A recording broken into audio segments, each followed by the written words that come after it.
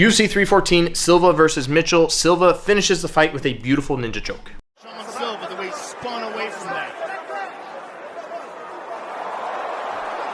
Another choke attempt. Oh, that's tight. Real tight. That's tight. There's the tag. Just going over this choke real quick, but the main point of this video is I want to show you 3 other positions that you can hit this choke from. But to actually finish this choke, think of it as a reverse rear naked choke, right? So when Silva gets in this position, you see that he takes the far arm, stuffs it all the way across nice and deep. He's going to grab the inside of his bicep elbow, bring that arm all the way across the back of his head, squeeze, and we can get the finish from there. Obviously, in this situation, Bryce takes him down to the ground.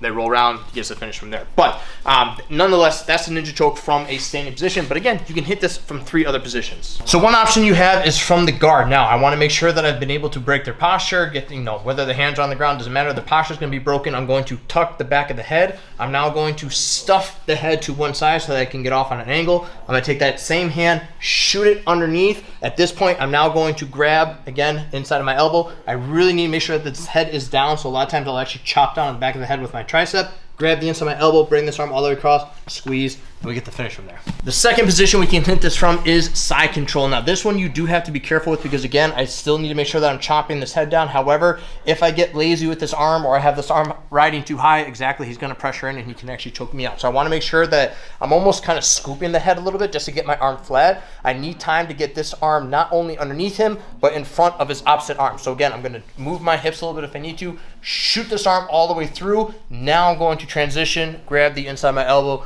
bring this arm across the back, squeeze, and we get the ninja choke from there. Last but not least, you can hit this from mountain. Honestly, this is probably the most satisfying place for me personally to hit this choke from.